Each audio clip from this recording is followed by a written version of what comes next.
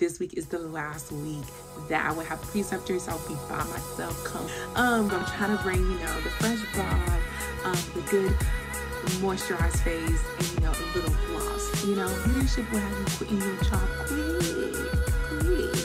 So you want to ask leadership questions. You want to say, our grads don't freaking talk about is where you start off matters. Guys, nursing, if you're trying to make some money, it's all about you moving and the connections that you have to move. And on the interview, if you feel like they're too stern on the interview, if you feel like your personality type would not match, girl, leave. All right. Hey guys, welcome back to my channel. My name is Esther and this is Hadissa Lives. So first of all, shout out to me for even getting the second video up because girl, you guys, life is so busy and your girl does not have time. Okay, so shout out to me for that. But welcome to my channel if you're new here. Welcome back to my channel if you are back again.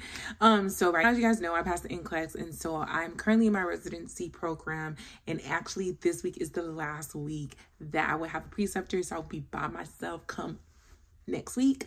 And so I kind of want to do a video about residency programs for nursing students, because I feel like a lot of the stuff that's on YouTube is basically saying like, I got into L&D, I got into nursing 1 year after my residency, and I feel like it's not really informational as far as like helping students, new grads, and things of that nature. And so I want to do a video really quickly with you guys. I feel like talking videos are way easier for me to do because I don't have to piece together information. I can just like talk freely, and then editing is like a breeze. Today, girl, I'm bringing live to you the bob. As you guys can see, I'm trying not to look crusty out in these streets. If you've been watching my videos, you know I be looking crusty. But I'm trying to bring, the fresh bob, the good moisturized face, and a little gloss. So I have a good old Amazon package here, and it has my notes on it.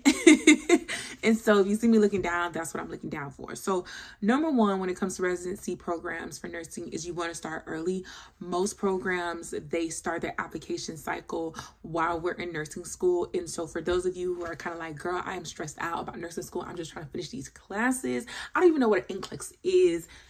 I hear you, sis. I hear you, bro. You know what I'm saying? But the thing is, by the time you graduate from school, like most of these programs are going to either be full, almost full, or they're going to be, full. And so if they're not, if they're almost full, girl, you basically are getting like the crumbs of the daily crumbs. And so you don't want to put yourself in a position to where you are interviewing for positions that you absolutely don't like, don't want, but you're not really wanting to like wait till the next cycle opens up. So you're just kind of like taking whatever they have to offer you, which is not what we're doing over here. We're not taking crumbs daily crumbs. So start early. I definitely would say, which is my next tip number 2, is figure out where the hell you want to work. I think this is so important. I think a lot of people give advice of, you can get a job at the place that you're precepting just because you preceptor there. Is that even a word, preceptor there?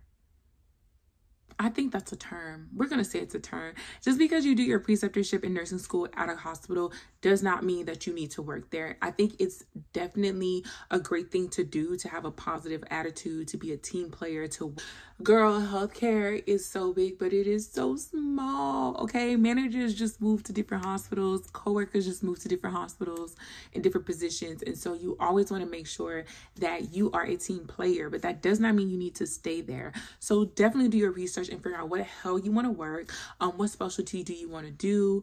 I think that's important, which I have on here. When you pick out where you want to work, leadership and environment is everything, girl. It's everything. Like, I am very key on, just because you're interviewing me does not mean that I cannot interview you. So you need to come with your questions ready when you go to these interviews. Like when you're asking, especially for, people who are brown skin like me, you know what I'm saying? When you're asking your diversity questions, it's kind of like, I don't necessarily want to say what type of diversity you have on the floor. I definitely want to be more specific and say, so can you tell me some of the cultural backgrounds that you have working on your floor as far as like my future colleagues are concerned? I want to know, like, do you have Africans on your floor? Do you have Haitians on your floor? Do you you have Asians on your floor? Do you have Hispanics on your floor? I don't just want the basic answer of like, yeah, we have a very diverse, staff here.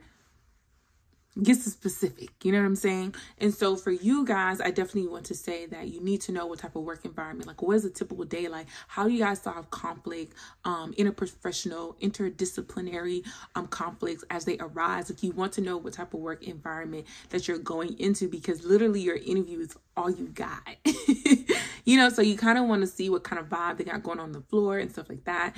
And then the other thing is leadership. Like, what is leadership like?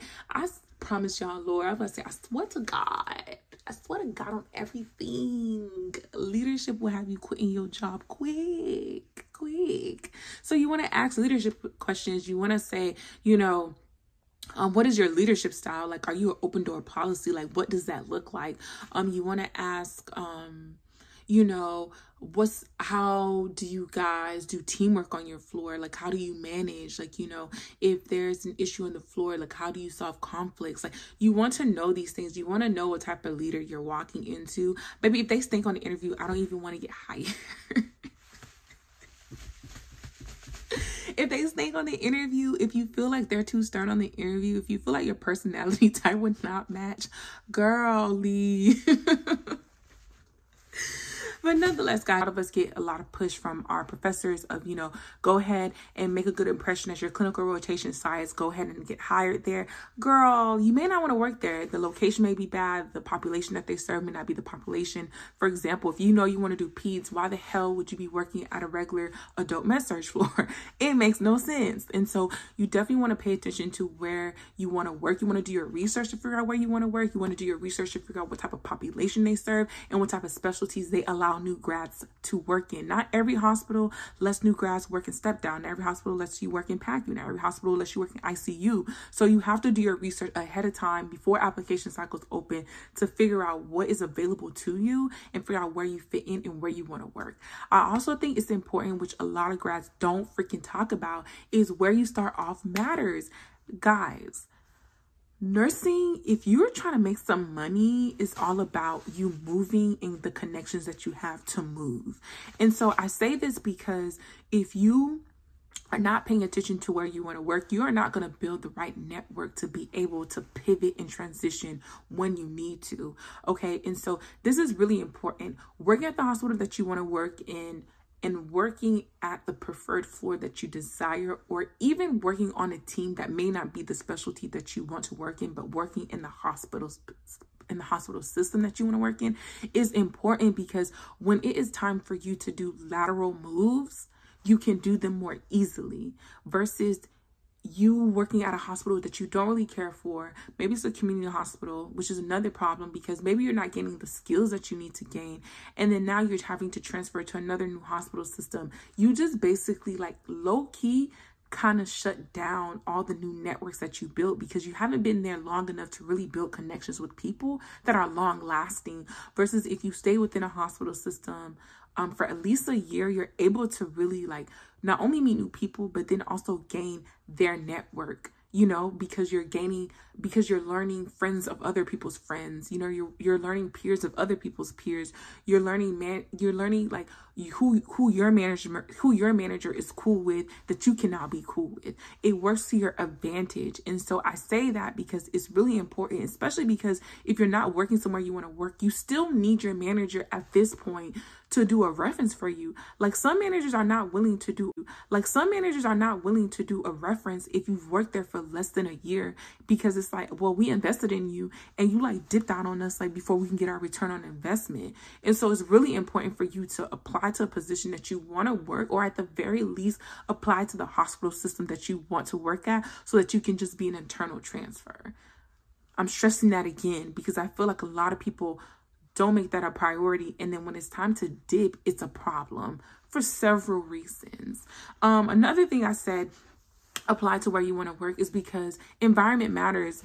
I mean, not everybody cares about this, but working for a hospital system that may be more community focused when it comes to their initiatives matters to some people. So you want to work somewhere where the work environment fits who you are, fits your personality. And so it's important to interview the people that you're working for. It's important to know where you're starting, and knowing where you're starting is really understanding, like, where are you trying to go?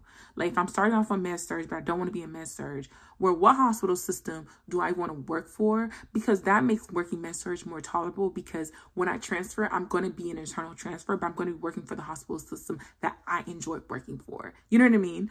And then the other thing I would say is understand your contract. I think this is so important because a lot of grads, they get super excited about getting a job. Some of us are just privileged enough to just have a job because we haven't had one in a really long time because of nursing school, that we forget to ask the details of your contract. One of the most important questions that you could ask is, when can I transfer?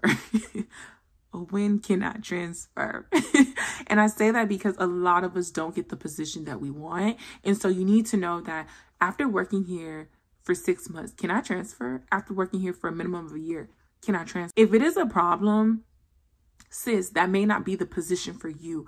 Also, when you're asking about your contract, ask them, is this a year contract? Is this a 2-year contract? Because let's say that the position that you wanted for at another facility was closed, and so you're now having to wait for a new cycle. As a new grad, maybe you don't want to make the switch of switching positions within less than a year. And so you want to maybe move within a year time frame. So you're like, okay, you know what? I'm going to thug it out at this place for a year. It's not where I want to be. And I'll just come back, you know, within a year and apply to where I really want to be, because they don't have any job positions open. You want to know, is this position that you're agreeing to for the time being, do they have a contract that's going to bind you for a year? Do they have a contract that's going to bind you for 2 years? It freaking matters, because y'all, some of these contracts, when you leave within less the time frame that you signed for, you owe them money. And some of us are kind of like, well, I'm not going to pay them. Like, I don't even work there no more. Like, it's not even a big deal. Till they hit your credit. Sis, these people will hit your credit. And to break a contract can range anywhere from $1,300 to $2,000. So when you're signing your name on this dotted line, you really have to ask yourself, is it worth me signing my name on this dotted line? Even if you know that, okay, this is the position that I want to work for. Think about it long term. Are you planning on living in this state within the next 2 years? Are you planning on living within this area within the next 2 years? If you're not, then it makes no sense to be signing a 2-year contract that you know that you're going to break and that you're going to owe maybe $1,800 on. So again, things to consider that I feel like as new grads, we don't talk about. The other thing I would say is that community is important. Community networking is important, especially for people who are knowing that they want to transfer. You have to make sure, especially if you're an internal transfer, you have to make sure that you are doing things that are setting you apart. You are doing things that's going to make your management feel like, damn, she's leaving, but she would be a great asset, you know, on another unit. She did great here. She served us here. She did more than her share here. And so this is making sure that you are signing up for those teams. Y'all know those teams that they have organizations on your floor, because you're giving back to your team. You're serving your unit. You know what I mean? Also, when they're asking you, you know, does anybody want to join an organization? Maybe it's an organization to spread the word of your hospital. Maybe it's an organization to volunteer once a month. Whatever it is, you want to make sure that you're signing up for those things, because these are the things when evaluation time comes around, because it always comes around. These are the things when evaluation time comes around, you can talk about. You can say, well, you know, I'm now able to do work on 4 patients by myself without any help. I'm now able to do this skill. I'm now able to do that skill. But I'm also, you know, involved in this organization. I'm also involved on this unit-based team on the floor. These are things that are going to boost your evaluation. These are things that are going to give your management reason to feel like you're competent, to give your management reason like you're a team player, to give your management reason to just let you go thrive and grow somewhere else. So do not sleep on these teams. I know they're boring. I know you have to come on your day off. I know, like, sometimes you don't, not even sometimes, all the time, you don't feel like being there. You just want to work your days and go home. And so in order to, you know, basically boost your resume and to just make sure that, you know, you don't have any issues, you want to make sure that you're maintaining a positive energy. You may make sure that you're a team player. When somebody asks you to do something, girl, just do it. Suck it up and do it. And I'm not telling you to be disrespected, but I'm just saying you want to make sure that you're a team player. So when evaluation time comes around, that you look good. There's nothing bad to say about you. You know what I'm saying? So I feel like that's something that as new grads we don't talk about because we're so focused on getting a job that we don't think about like, okay, what do I need to do to make sure that I'm able to get transferred when it's transferring time? The last thing I'm gonna talk about, which is always the money, it's always the coins, is what is your base pay? Sis, I don't care what this differential for night shift is, weekend is. I don't care what the shift differential is for your floor unit. You need to know what is your base pay because that is what travels with you. When you're talking about getting a new job, regardless, I want to do ortho. I want to do med-surg ortho. Okay, so you get the job at med-surg ortho, and then they tell you we don't have unit differential or unit base pay. You are now back to $23. That is important. Like where you start off is important, especially when you're talking about hospital-based systems because they really don't do raises. And so you need to advocate for yourself and you need to work somewhere that's at least going to pay you a decent base pay. So when you're getting your increments of $1, if you're choosing to stay within a hospital facility, which we'll talk about later of how you can increase your pay within the hospital facility, but just for new grads,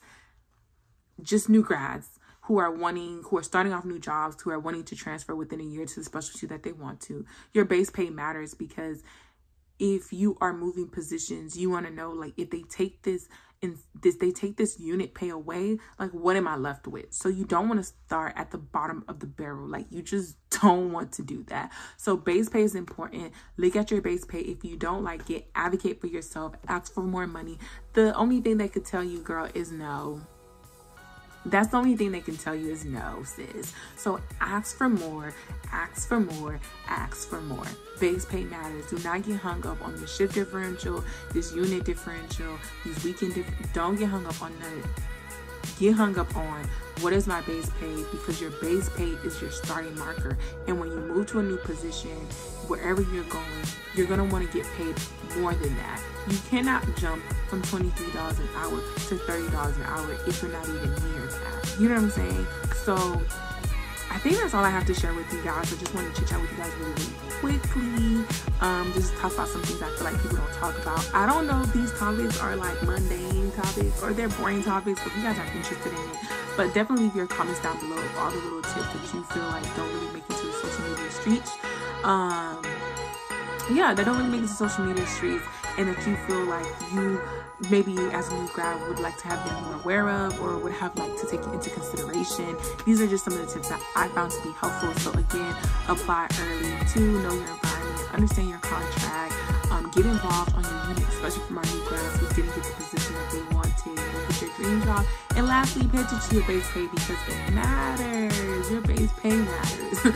And so yeah, guys, this is again Hadissa Lives. My name is Esther. Thank you for watching. Comment, like, and subscribe, and I will catch you guys in the next video. Bye.